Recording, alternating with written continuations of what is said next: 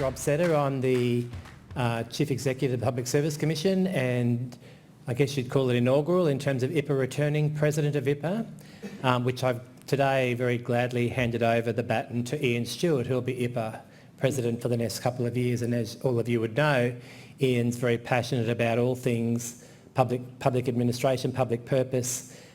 He's already setting up a new IPA account, a new Twitter account. So make sure you befriend him. So can I welcome you and thank you very much for making the time. It's going to be a wonderful event tonight. We're very delighted to have Professor Peter Shergold here to present the Irene Longman Oration. Let me begin by acknowledging the traditional custodians of the land on which we gather tonight, elders past, present and emerging.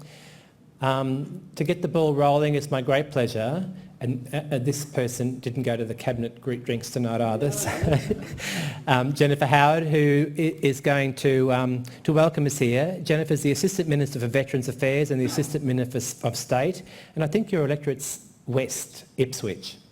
So can you please welcome to the rostrum Jennifer Howard. Thank you.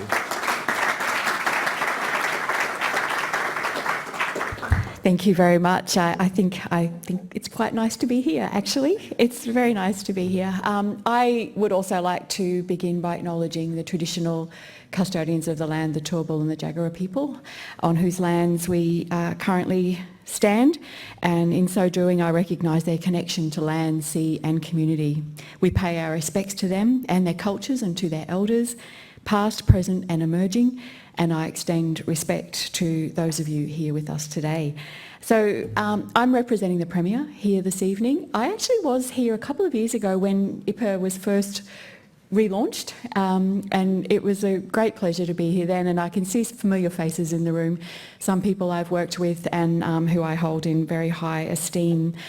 I do have a message from the Premier that she asked me to read out. She was disappointed that she couldn't be here this year. So I'll just read you her message. And she's saying, I apologise that I can't be with you today to celebrate the contributions that Irene Longman has made to Queensland. Irene may have been on the other side of politics, but she was a trailblazer. She entered Queensland Parliament when it was the domain of men and wasn't permitted to eat in the dining room. But she achieved much, including the appointment of Queensland's first female police officer. More than that, Irene paved the way for equality and for female politicians to enter this place and to make great contributions. I'm grateful for the road Irene paved that I, like many other women now elected to Queensland Parliament, can walk.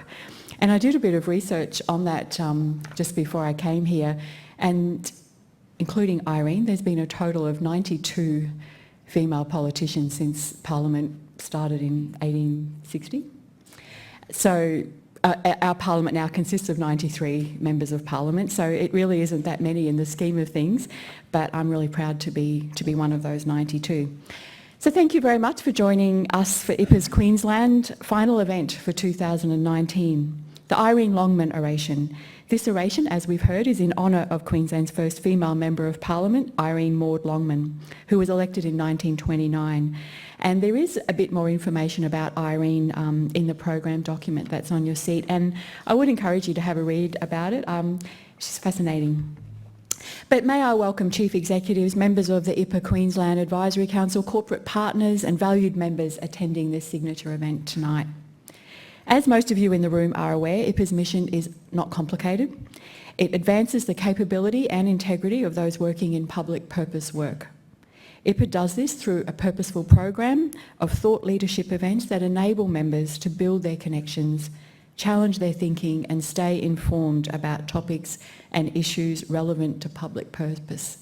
And I get the feeling that that's something that people are talking about a lot more in today's times. It's something that's I'm really looking forward to hearing tonight's oration. I've got no doubt that tonight's event will live and breathe the mission of IPA. So I now move on to introduce our guest speaker, Professor Peter Shergold, Chancellor of Western Sydney University and the outgoing IPA National President, who will deliver the Irene Longman Oration this evening. Professor Shergold is an esteemed academic, former Secretary for the Department of the Prime Minister and Cabinet, and a Director and Chair on numerous boards across the not-for-profit sector. He was elected a Fellow of the Academy of Social Sciences, FASA, in Australia in 2005. He has also been made a Fellow of Australia and New Zealand School of Government, the Institute of Public Administration Australia, the Australian Institute of Company Directors, the Australian Institute of Management, and the Royal Society of New South Wales. He served as President of IPAA National from October 2017 to September 2019, so he's just newly released. Peter was made a member in the Order of Australia for Public Service on Australia Day 1996 and was presented with the Centenary Medal in 2003. In 2007, he received Australia's highest award, the Companion in the Order of Australia, for service to the community. I'm sure Professor Shergold will challenge our thinking about the current state of democracy in Australia and how public servants and those engaged in public purpose can maintain faith in a democratic governance. Please welcome Peter Shergold.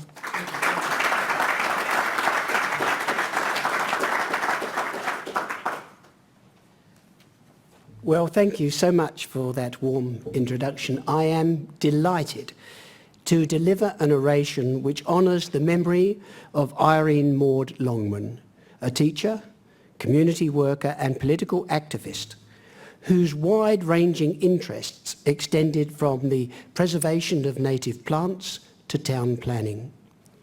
From the 1920s until she died in 1964, she advocated vigorously for the improved welfare of mothers, children, and those with a mental disability.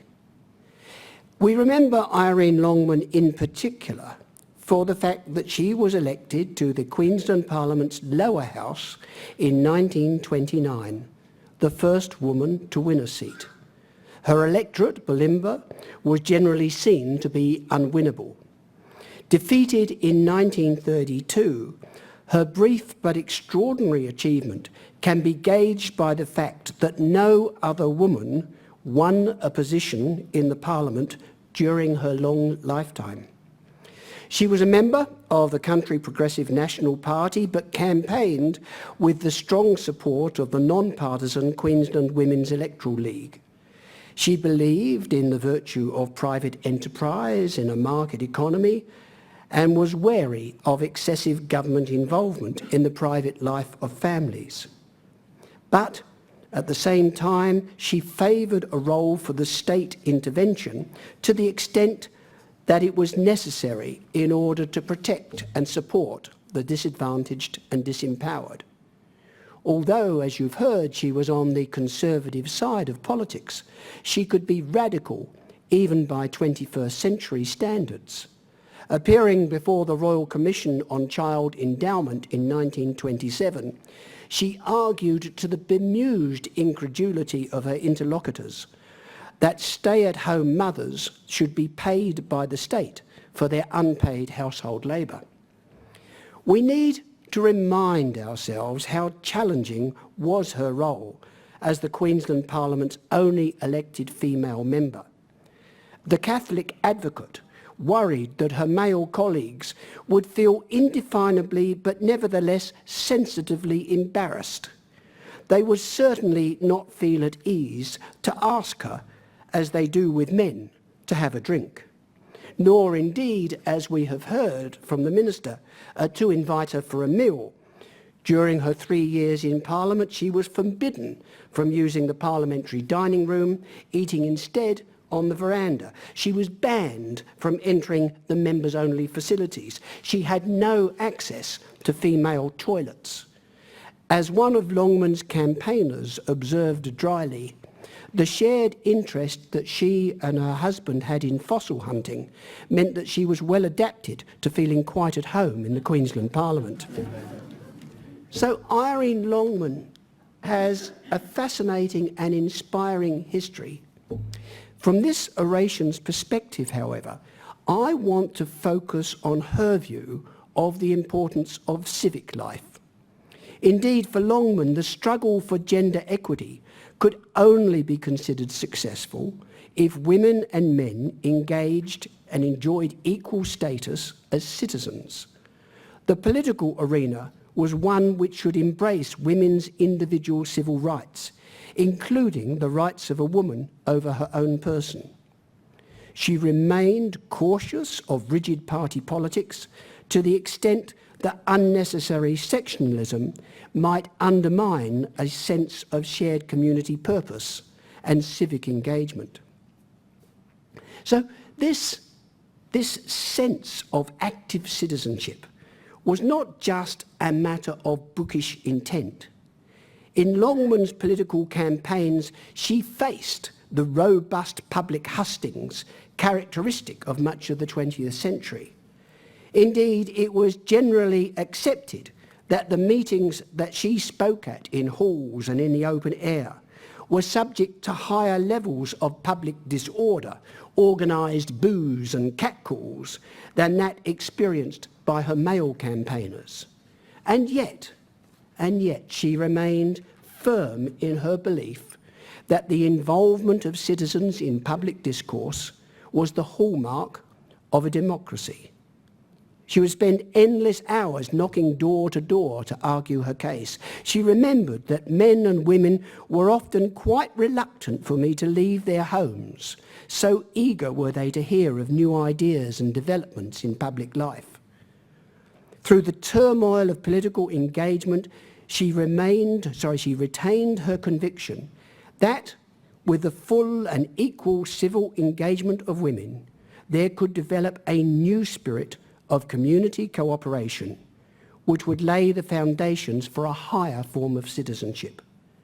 My Oration pays homage to that bold vision of participatory governance at a moment at which the democratic project to which Australia has contributed so mightily seems at risk of failure. Today's newspapers report that Professor Ian McAllister is next week going to release the latest Australian election study. It's a shocker. I've been studying elections for 40 years and never have I seen such poor returns for public trust in and satisfaction with democratic institutions, he says. The survey will indicate that Australia's faith in democracy is at its lowest level since the constitutional crisis of the 1970s. Just 59% of Australians are satisfied with democracy.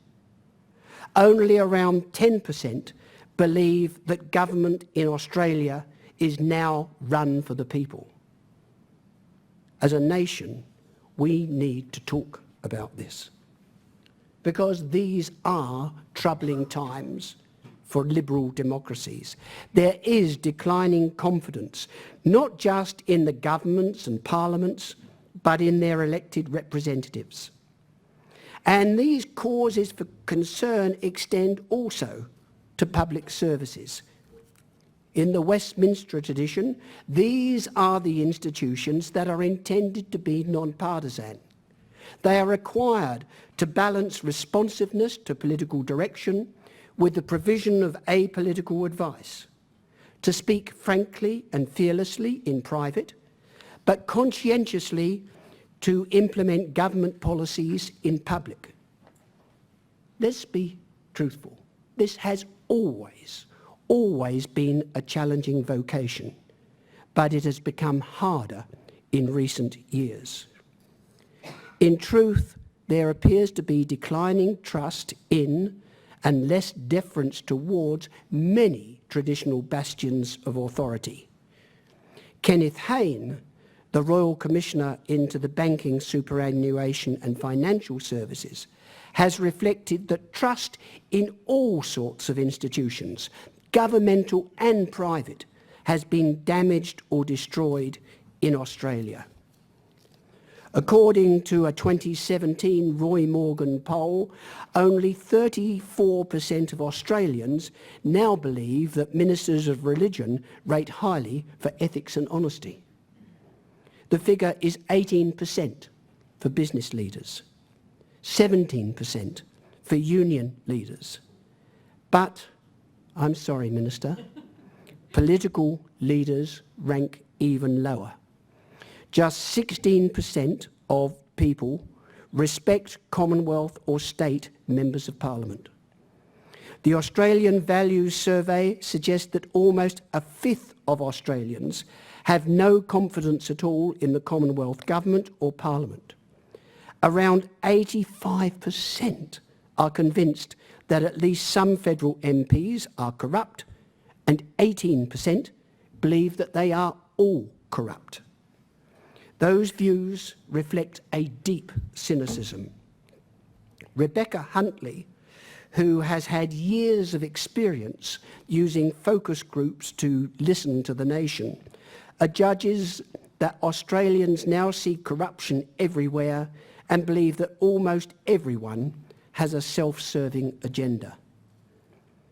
Public servants, well, public servants are trusted rather more than most, with 37% of respondents rating them highly. Moreover, the numbers for police and for school teachers and for nurses, most of whom are employed in the public sector, are 76%, 81% and 94% respectively. But the trends are downhill. The Australian Election Study reports that those who believe that people in government can be trusted, and this is public servants as well as politicians, that percentage has fallen from 51% in 1969 to 26% in 2016. Now, of course, levels of trust in politicians do vary significantly. The recent ABC Australia Talks National Survey, which was a survey of more than 54,000 Australians, found that whilst 20%, just 20%, trusted politicians, trusted was higher on the right of politics than on the left. Around 30% of Liberal National Party voters expressed confidence, compared to less than 10% of Greens. Andrew Marcus, who conducts the annual Mapping Social Cohesion survey for the Scanlon Foundation, argued in his recent 2019 report that the low level of trust in government, in his view, had actually remained relatively stable at least over the last decade, albeit at a low level.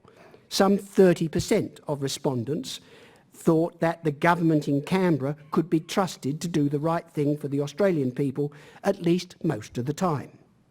However, he too identified significant differences across demographic groups.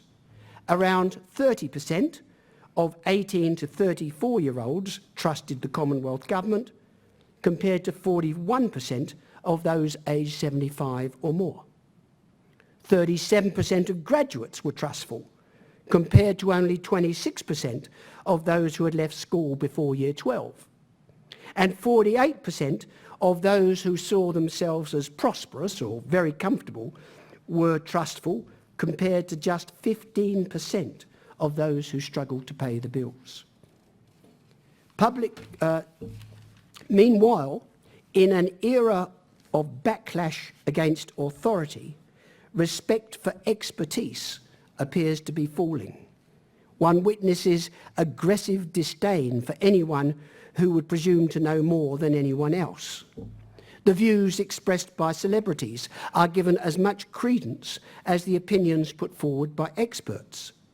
The Edelman Trust Barometer, which is based on surveys in 28 countries, now finds that 60% of respondents are willing to trust a person like yourself, which is just as many as those who say they can trust an expert. In an environment increasingly dominated by social media, fame in anything brings political influence. Politics appears to be becoming subsumed by popular culture. In a disconcertingly uncertain world, those with simple solutions are extolled as leaders. They promise a future that is not so much post-truth as post-complexity. Online, the provenance of evidentiary authority is hard to establish and assess, especially when fake news is widely disseminated. This provides fertile ground on which to sow the seeds of conspiracy. Significant minorities believe that those with political power seek to hide truths or perpetuate falsehoods. Thus, 34% of Australians believe that aliens have visited the Earth, and 21% think that global warming is a hoax propounded by scientists. As governments rapidly lose the trust of their citizens, there is a falling commitment to democracy as a preferred means of representative governance. The annual Lowy Institute survey reveals that a sizable proportion of Australians now believe that, at least in some circumstances, a non-democratic form of government might actually be preferable. This is a view held by 20% of adult Australians, but more worryingly, by 33% of those aged 18 to 29 years. Similarly, the findings of the Australian Values Survey suggest that almost 36% of younger Australians believe that it may be a good thing to have a strong leader who doesn't have to bother with elections and parliaments. One might surmise that these people are attracted by autocracies that exercise untrammelled state control to get things done faster and with less opposition, rather than democracies in which progress is slower and in which decision-making can seem paralysed by political intransigence. Most challenging to democratic discourse, social media allows people to curate their own worldview. And if they don't, carefully formulated algorithms do it for them. Too often now, we read and listen and watch only those political perspectives that reinforce our existing frameworks of thought or interest. We stream only what we want to believe, rather than trying to understand those who might challenge our assumptions. We create our own safe space, providing no platform for alternative views from avowed enemies. It is a comfortable world in which to live, except when, surprisingly, others act to confound our political expectations. This tendency contributes to hyperpartisanship. In Commissioner Haynes's words, reasoned debates about issues of policies are now rare in a world in which political disagreements are often conveyed in the extreme language of war. In short, there is a dark mood amongst those who retain their faith in the intrinsic merits of democratic governance and its underlying political values. It was all so different just 30 years ago. It seemed to be increasingly evident that those nations that allowed and encouraged participation by the mass of the people in economic and political activities and distributed power broadly had become more prosperous than one-party absolutist states. The future had seemed to beckon so brightly. Francis Fukuyama had become so persuaded by 1989 that the global ideological battle of ideas was nearing an end, and looking to the imminent victory of liberal democracy, he prematurely proclaimed an end to history. No longer. Disillusioned, he now sees that democratic societies are fracturing into segments based on ever-narrowing identities, threatening the probability of deliberate and collective action by society as a whole. The decline of public services, in his view, is a major contributor to this demise. Reflecting on American politics, Fukuyama argues that a key underlying weakness now is reduced bureaucratic autonomy. Too many administrative powers are now in the United States, situated with political parties, the courts, and an accretion of advocacy groups and lobbyists. President Trump, of course, would not agree. He often portrays career government workers as radical unelected bureaucrats who continue to wield far too much power. They are portrayed as part of the deep state which is arrayed against him.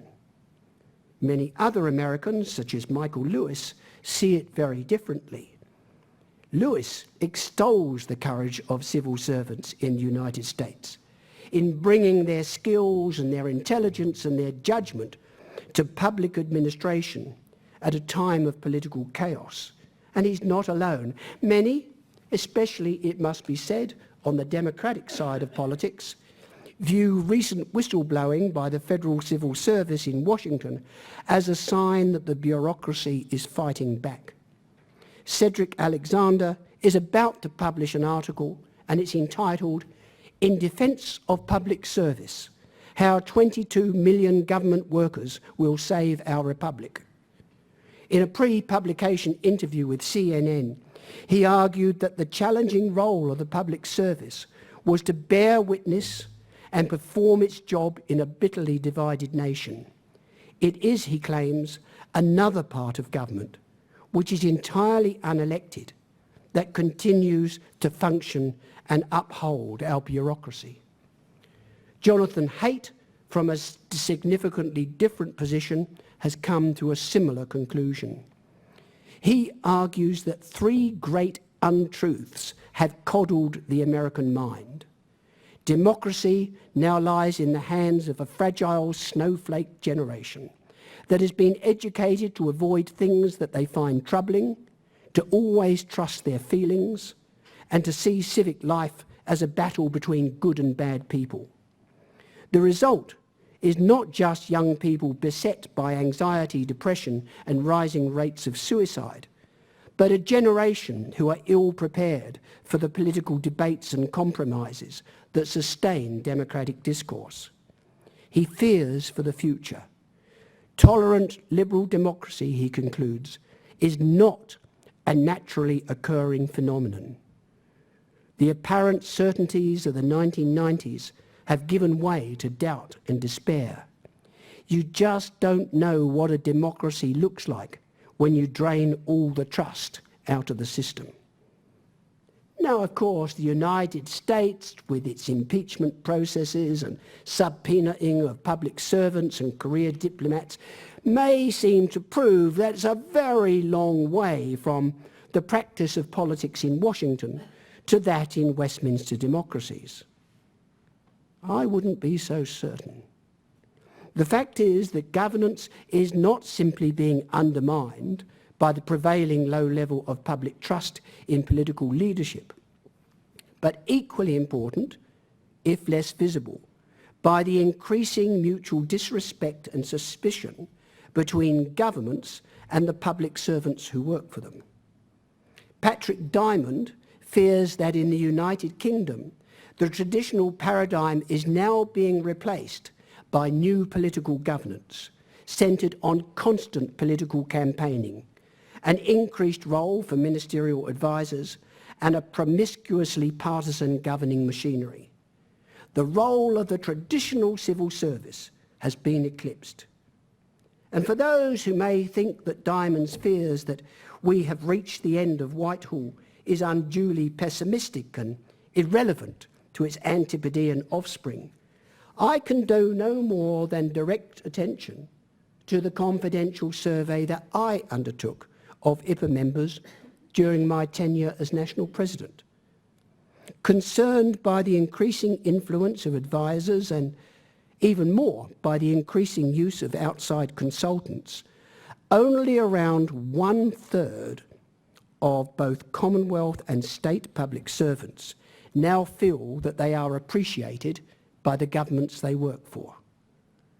This is a very shaky foundation upon which to erect a stable structure of democratic governance.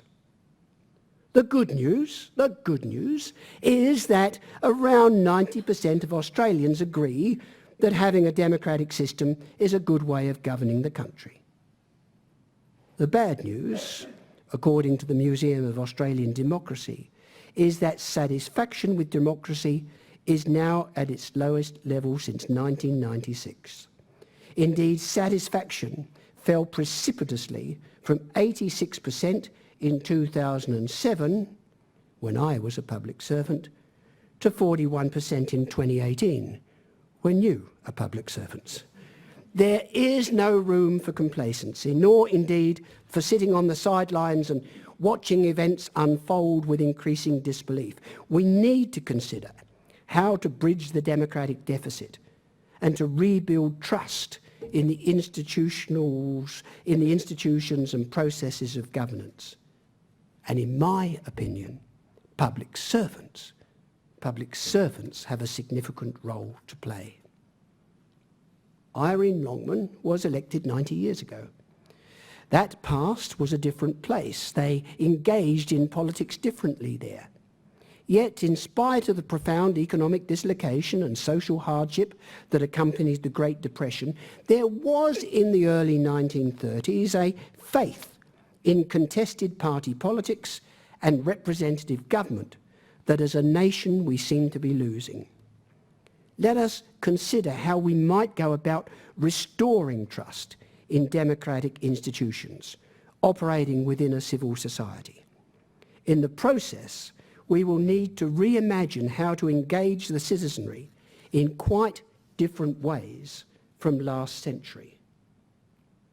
So, you will have gathered, I don't intend to use this oration to discuss how to improve the efficiency and the capacity and the productivity of public administration in Australia. It's a well-worn path and I have oft-trod it. Rather, at a more profound level this evening, I want to examine the deeper contribution that public services make to democratic governance.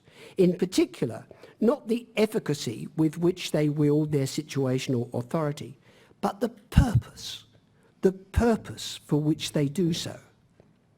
At this tipping point for democracy, public servants need to better understand the fundamental significance of their role, as do the public they serve and the governments which depend upon public administrators to turn their political agendas into action. This ambition requires that we comprehend how the ethical framework of meritocratic public services extends far beyond the attributes of honesty and integrity, important though those values are. In extolling the virtues of innovation, we should focus on that organisational creativity which drives the purpose of public impact. It's surprising to me as a university chancellor how many of Australia's university textbooks on politics in liberal democracies pay scant regard to the significance of the role of appointed public servants, particularly as it is practised in the parliamentary systems derived from the UK's Westminster tradition.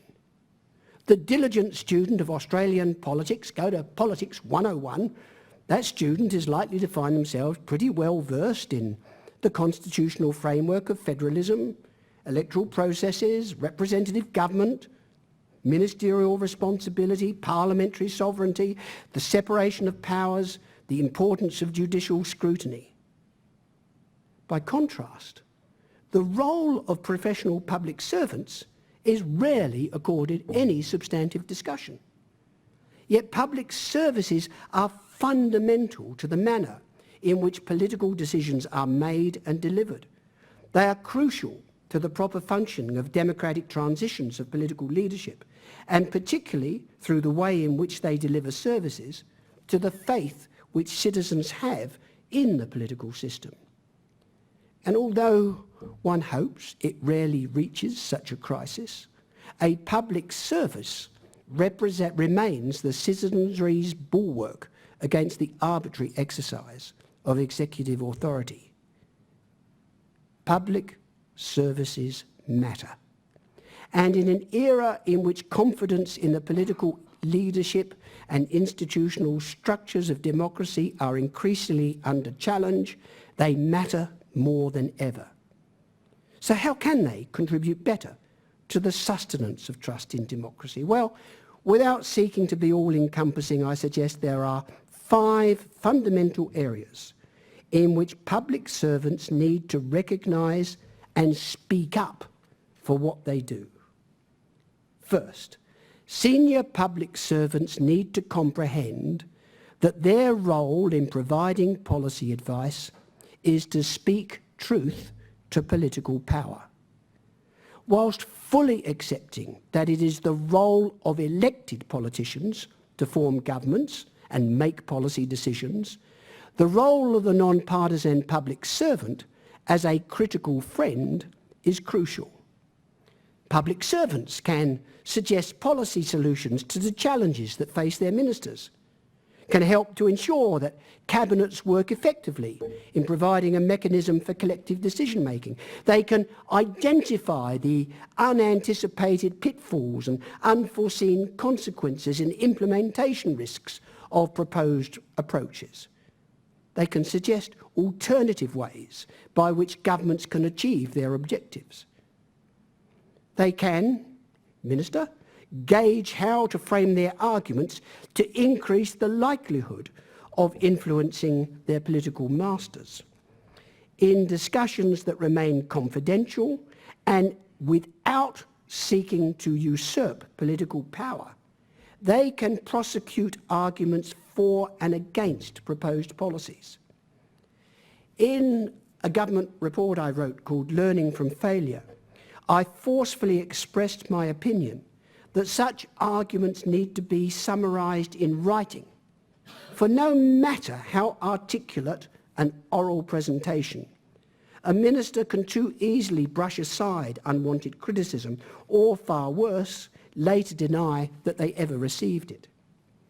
How does a public servant know when they have argued with their minister enough? There is no simple answer, for it depends in part on the gravity and consequence of the matter being discussed. My regular response, which I repeat here, is that public servants should ensure that governments make their decisions, good, bad or indifferent, with their eyes wide open. There is a tendency to think that speaking truth with courage is a matter only for secretaries or director generals or their deputies. Let me assure you that is not the case.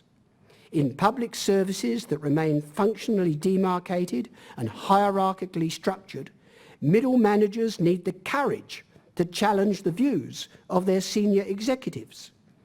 So do the community organisations which so often deliver programmes under contract. It takes fortitude to question the wisdom of the paymaster. Power in public services generally extends a long arm. It needs to grasp truth. Second, public servants bring expertise to policy at a time when intellectual proficiency is often treated with scorn by populist politicians who would prefer a simple answer to the complex economic, social and environmental problems that beset nations. Public problems are wicked for many reasons. They can be long-term global challenges that need to be addressed by short-term national or provincial governments. They nearly always involve trade-offs in which some sectors of the community will bear the costs to provide benefits to others. At a time of austerity, spending on assessed priorities will necessarily impose opportunity costs in terms of other unmet demands. And it is far easier to address the visible consequences of social problems rather than to tackle their less visible causes.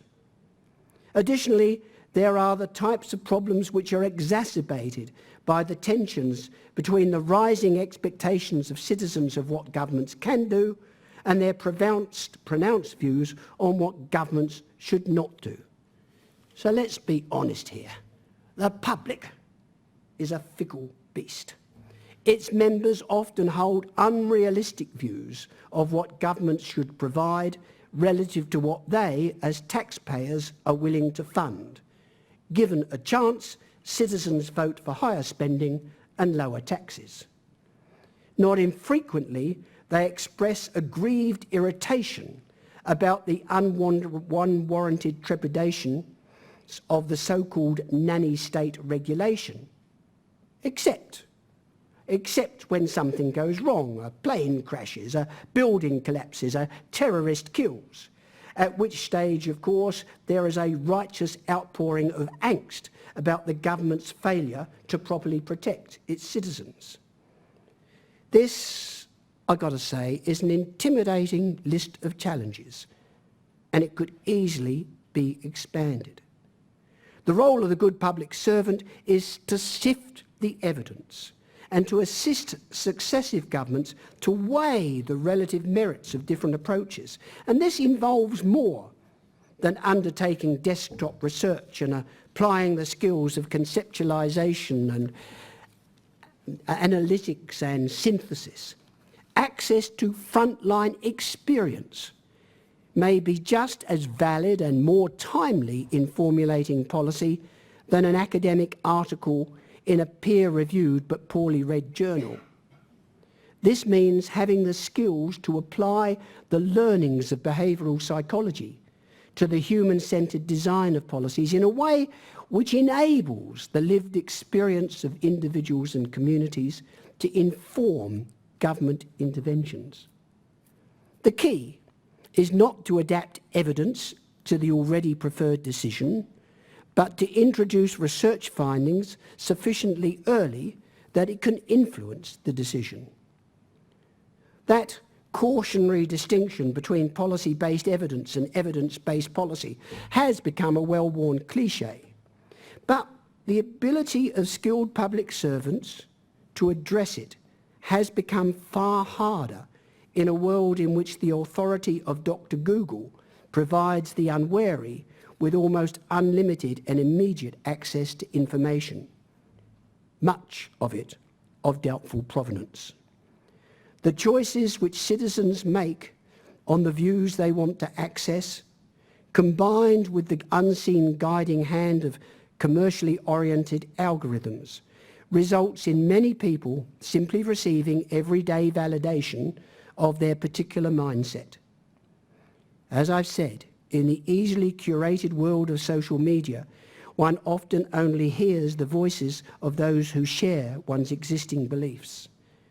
The role of the public servant in assessing the reliability of information and turning it into evidentiary knowledge has become harder and therefore far more important.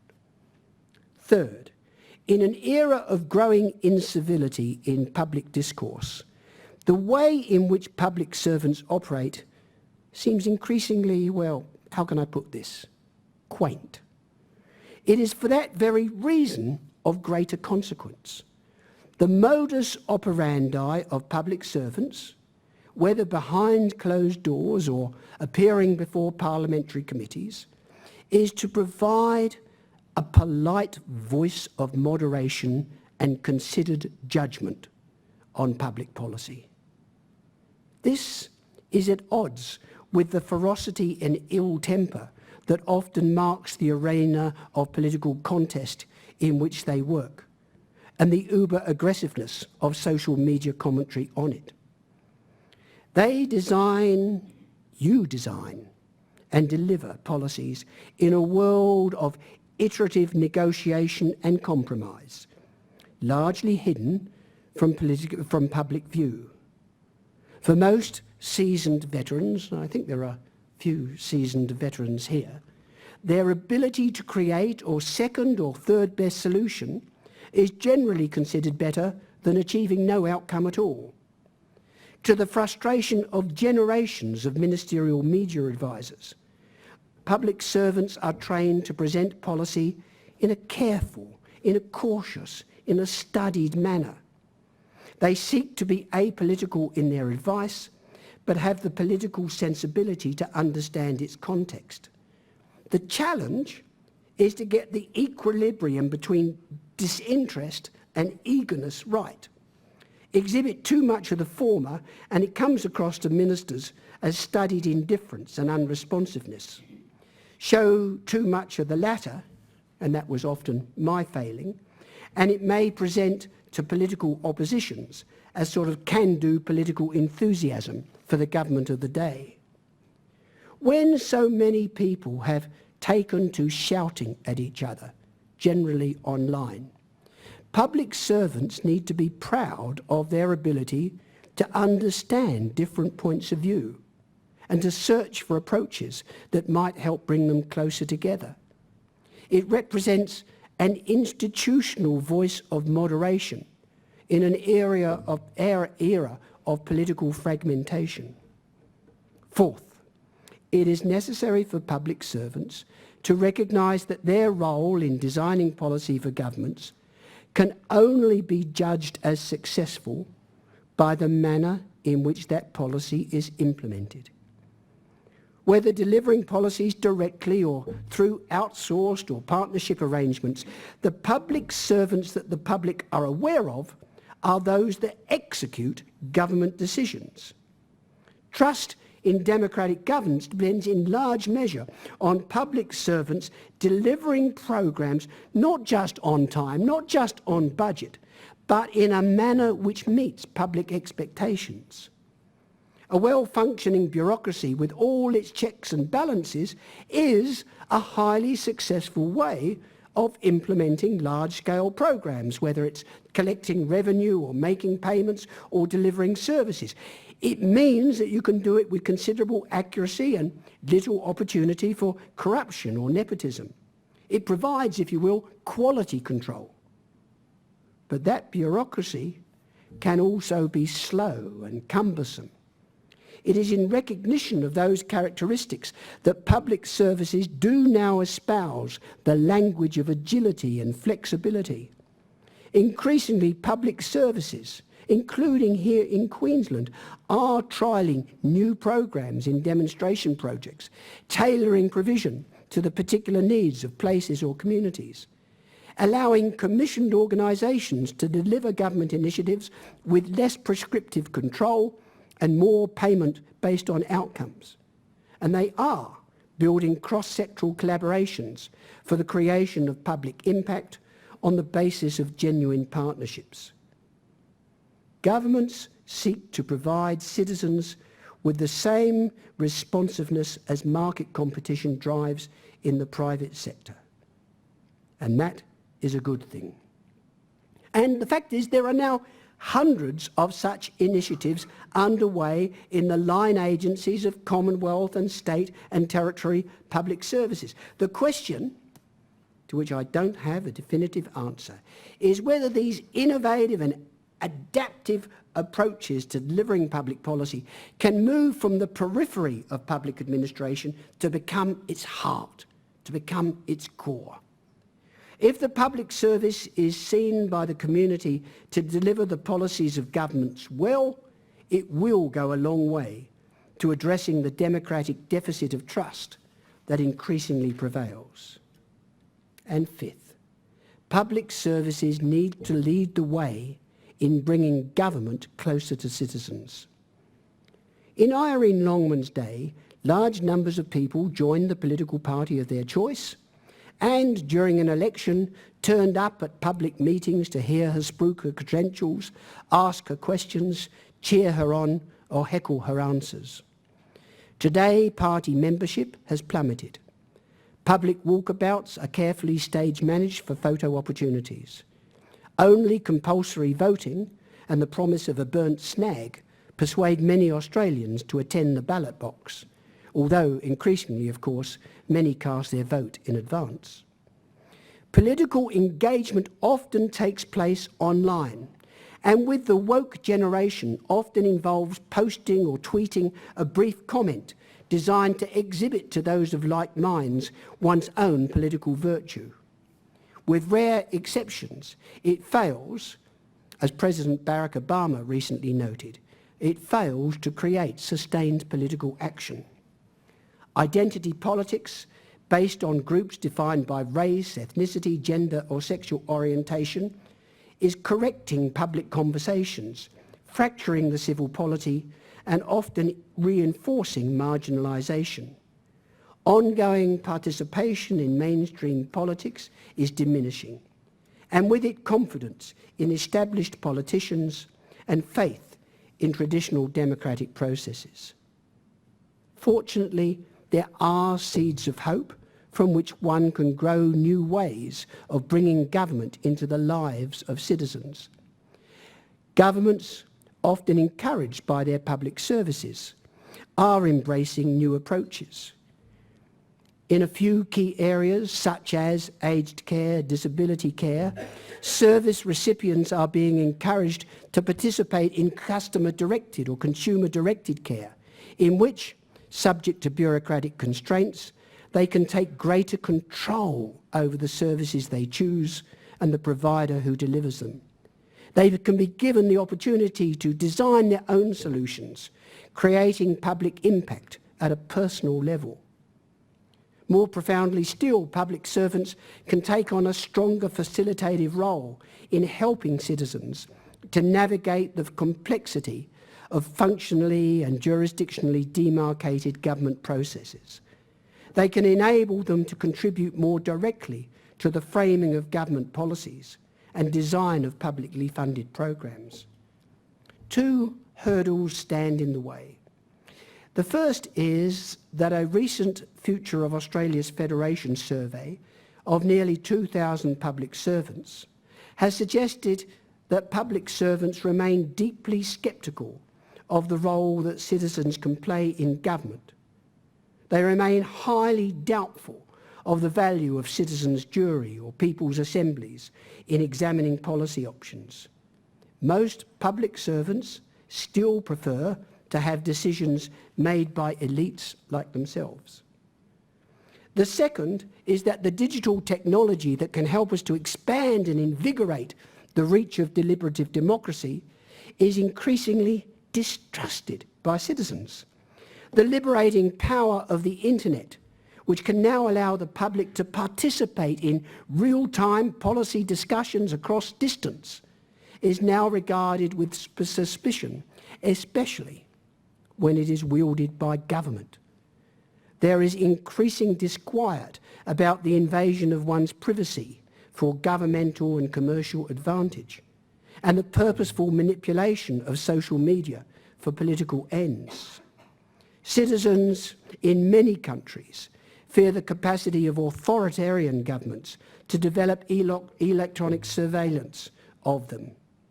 There is a danger that unless we have a persuasive narrative of democratic intent, that the tide of disenchantment will wash away the exciting possibilities of employing ICT to crowdsource the creation of public policy. Now, I do not believe that the battle for democratic governance is lost. History continues, and public servants whose value as the fourth branch of government is improperly understood can help to turn things around. You need to become storytellers, both to others and to yourselves. Through your narrative and the actions which bring it to life, you can help lead Australia from the representative democracy of Irene Longman's era to a more participatory democracy in which citizens are given greater opportunity to engage directly with their governments on a regular basis, as funders, as program recipients, as directors of their own care, as advocates, and, to use the word of 2019, as influencers. Public servants do need to speak truth to power, draw on expertise to frame policy, bring a polite voice of moderation and considered judgment to political and public debate, deliver services and implement regulations in accord with public expectations, and in a variety of innovative ways, help to bring governments closer to citizens. In doing so, public servants should recognise themselves to be stewards, but stewards not just of the nation's resources, but stewards of the liberal values which sustain democratic government, civic enterprise and civil engagement. The Prime Minister, in this week's so-called shock therapy for bureaucracy, called on the public sector to be more public-facing. He meant that the administrators should do a far better job of delivering government services to the Australian people. He is right to shout that out. But if the public service is to engage more with the community it serves, the nature of that outward focus needs to be extended. Public servants equally need to face the public in explaining their contribution to government and proudly ensuring that politicians and citizens properly understand the crucial role they play in maintaining the values of a liberal democracy. This is a task for you. This is a task for IPA. I appreciate having the chance to give the oration tonight. Thank you.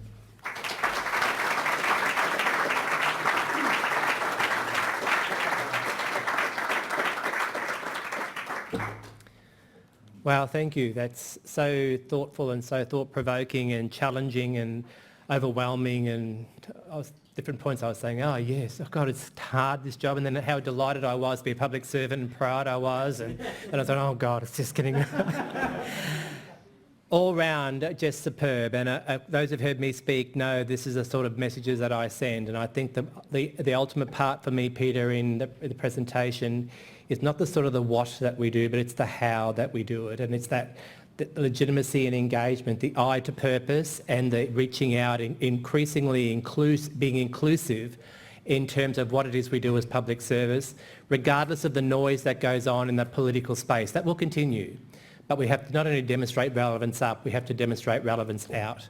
And being part of IPA gives us the chance, I guess, to challenge our thinking, which is a part of what we do, and to leave here richer for the experience. And Peter, your presentation tonight has certainly done that, so thank you so much.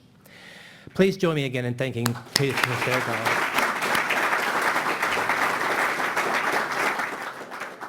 In appreciation of your generosity and coming from the deep south up to the far north into the frontier zone, we will, as we've agreed, make a bonus donation to the Chancellor's Scholarship for disadvantaged students at Western Sydney University, as you requested, so thank you. Peter will stay here just for the moment because it's a great opportunity tonight to recognise an IPA National Fellow. As part of proceedings, this is what we're going to do tonight. Every year IPA bestows the award of Fellow to a select group of individuals across Australia who've made an outstanding contribution to the practice or study of public administration. The recipients of the 2019 awards were announced at the IPA National Conference held recently in Darwin, and Peter, the then President of IPA National, presented the awards. It seems fitting, Peter, that you present tonight the award of Fellow to the Queensland recipient, James Patel, Director-General, Department of Natural Resources, Mines and Energy. James, would you come forward, please? Thank you.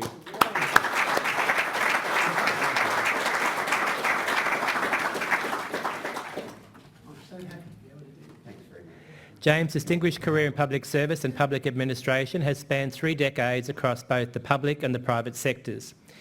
James is passionate about public purpose work and is a champion of IPA's role in enhancing professionalism, capability and integrity in public administration. James is a foundation member of IPA Queensland Reinvigorated, a member of our Advisory Council and currently Secretary of IPA Queensland. He's obviously a very fitting recipient of this award. Please join me again in thanking James.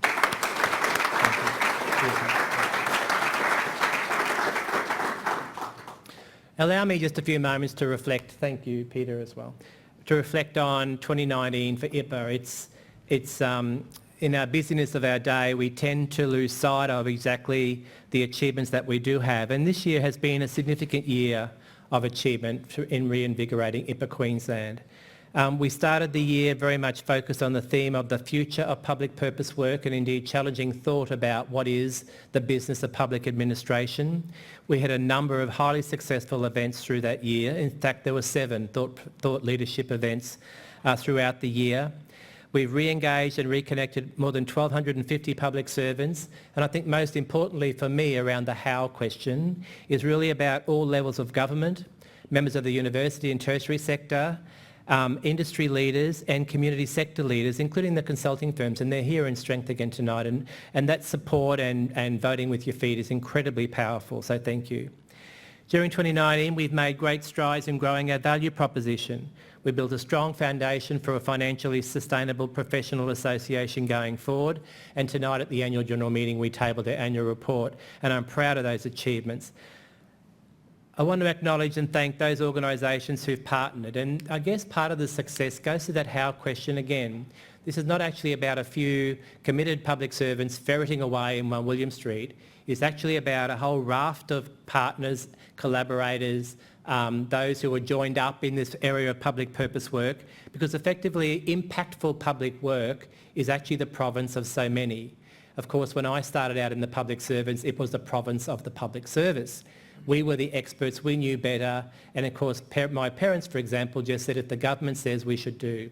I think those days have changed enormously, and so the actual strength in partnership is real and meaningful, and the relevance of the public proposition of public administration is really in those partnerships. So let me just identify a few and thank them since our soft launch in 2017. Bright People, members of the Community Services Industry Alliance, the Cube Group, Davidson's, Deloitte, KPMG, QUTX, University of Queensland, Griffith University, our newest partners, Holding Redlich, McKinsey, and I think Q Super gave us some bucks today too, so we're delighted about that. I also want to single out BDO, who've made a significant investment in capability in their pro bono work over the last few years, implementing our new financial online management system for IPAA, new financial management policies, ensuring we meet our obligations. We're tremendously grateful to BDO, and I want to acknowledge Jason Sorby, who's in the audience tonight, so thank you to your team, Jason. Super. Thank you. As the Professional Association for Public Servants and all from industry, community and university sectors engage in public purpose work, we promote enhanced professionalism, capability and integrity of public administration that Peter talked to tonight. If you didn't get a sense of pride in what we do from what Peter has shared this evening, then you weren't actually listening to the subtext of so much of what he said. We should be very proud of the space that we play, and in fact there's an essential role that we play in terms of liberal democracy and holding that true and firm into the future. Your connections, challenging your thinking is really what IPA's about, and I encourage your organisations to continue to work with us to further grow and strengthen IPA in 2020. Turning to next year, I'm delighted to launch our theme for next year, which is about reframing relationships, partnerships, community empowerment in public purpose work. The CEO Young Professionals Breakfast event scheduled for 20th of February will be a cracker. We're inviting, and we have Dr. Megan Davis and Dr. Chris Sara will be part of a panel. Our theme will be about Towards Treaty. It'll be about empowering community and the pathway to treaty in that particular space. Dr. Davis is the 2018 winner of the Financial Review's 100 Women of Influence Awards, one of the architects of the Uluru Statement from the Heart, and the first Aboriginal woman elected to United Nations body. Look out for the date claimers, and please join us for what will be actually quite a stellar event. In closing, it's been a privilege to serve as President of IPA in the last few years, getting it stood up. I want to acknowledge the members of the Leadership Board who have been staunchly standing beside me in that, the Advisory Council who are selected members of that, including the representatives from the federal government and local government, acknowledge their support and contribution. I want to acknowledge Ian Stewart, the State Disaster Recovery Coordinator and former Police Commissioner, IPA National Fellow and long-term IPA Queensland member, who's agreed and thankfully to take over President of IPA for the next couple of years. Ian sends his apologies. He's actually presenting graduate awards at Griffith tonight, and I think it's also being bestowed an honorary doctorate. So power to Ian. Ian has thank you to Ian for stepping into that space. Again, in closing, thank you, Peter, for your presentation this evening and reminding us about the strength and power of Irene Longman. Largely invisible, I would suggest. I mean, thanks to Anne Tiernan in terms of her recognition, her advice that we should think about the Oration being branded in that way. When I hear Irene Longman's story, it gives me great confidence in our institution, and particularly about the genuine push for equality, which is essential. I guess in closing, I'd encourage you to do a couple of things. Please stay, please engage with Peter. We have some refreshments outside. Your price for doing that is a Vox Pop, right? I don't know what that is, but I'm sure you'll enjoy. I don't know, these young things with all these ideas. Thank you for joining us tonight. Thank you again, Peter. Congratulations, James. And please travel safe. So thank you all very much.